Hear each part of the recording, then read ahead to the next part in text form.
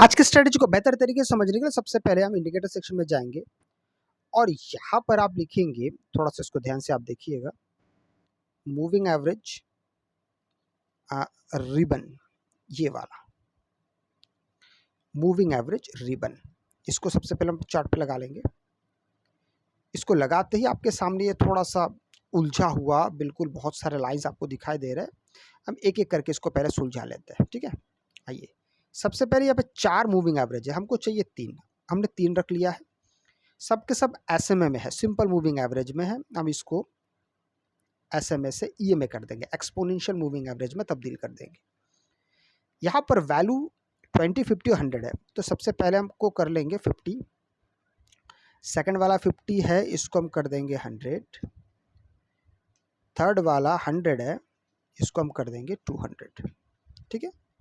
अब थोड़ा सा रंगों की बारी है, रंगों को थोड़ा सा ठीक कर लेते हैं। पहला वाला ग्रीन, सेकंड वाला येलो और थर्ड वाला रेड। चलिए, अब देखिए कितना सुलझा हुआ, आसानी से समझ में आ रहा है।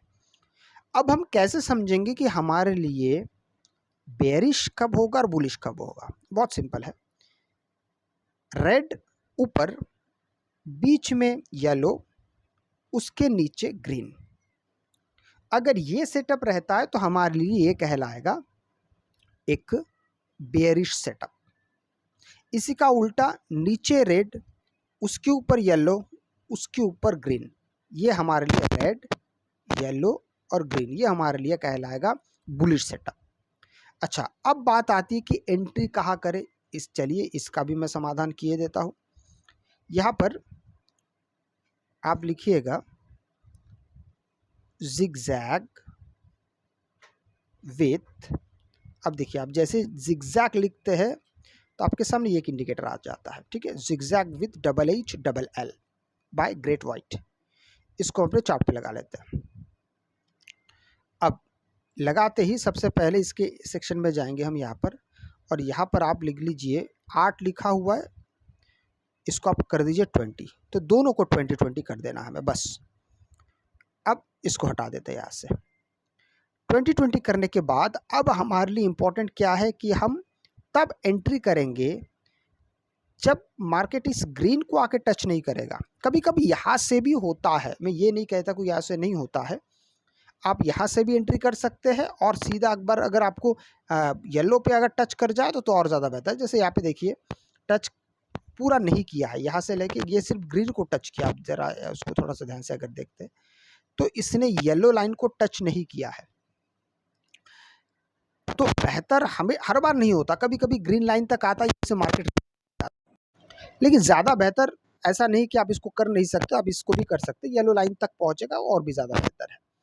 तो मान लेते हैं आपने अगर यहाँ से एंट्री की होती तो एग्जिट कर, फिर आप वेट कर रहे हैं। अब देखिए मैं क्यों ग्रीन लाइन को मना कर रहा था, तो भी प्राइस एक्शन बन गया मार्केट की, इसलिए मैं कह रहा हूँ थोड़ा सा वेट करके येलो लाइन तक अगर पहुंच जाए तो आप बहुत सेफली काम कर पाएंगे। अब देखिए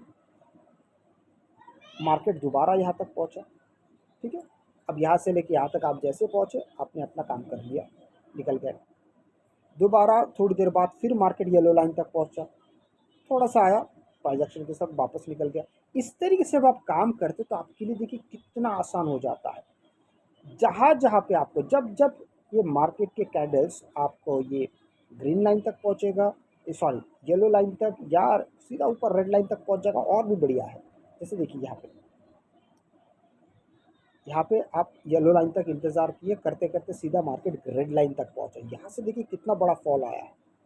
तो इस तरीके से जब आप काम करते हैं तो आपके यहाँ पर एक बात आप याद रखिएगा, बहुत सारे लोग यहाँ पे गलती करते हैं, वो क्या है कि आपको हमेशा इस बात का ध्यान रखना है कि आप लगातार मार्केट में बने नहीं रह सकते।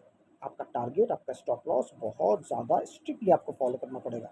अदरवाइज़ क्या होता है कि मान लीजिए आपको यहाँ से बहुत बड़ा अच्छा प्रॉफिट हो गया, अब आप सोच रहे वाह या तो हर बार थोड़ी थोड़ी देर में हमको यहाँ पे ट्रेड मिल रहा है, लेकिन ऐसा नहीं होता। कई कबार क्या होगा, मान लीजिए यहाँ से यहाँ तक आपको अच्छा मिल गया, सेकंड वाला हो सकता है स्टॉप लॉस हो जाए, थर्ड वाला हो सकता है स्टॉप लॉस हो जाए। तो आपको पहले से तय करके आइए कि आपके लिए सबसे ज़्यादा बेहतर क्या है, वो आपके लिए ज़्यादा बेहतर काम करेगा और प्रतिदिन का आपका एक अच्छा, और ये सब सब के सब नॉन रिपेंटिंग है, ठीक है? आप इस बात का ध्यान रखिएगा। अगर वीडियो अच्छा लगे तो लाइक शेयर सब्सक्राइब जरूर कीजिएगा। आपसे मैं अगले वीडियो में मिलूंगा, तब तक के लिए जय हिंद।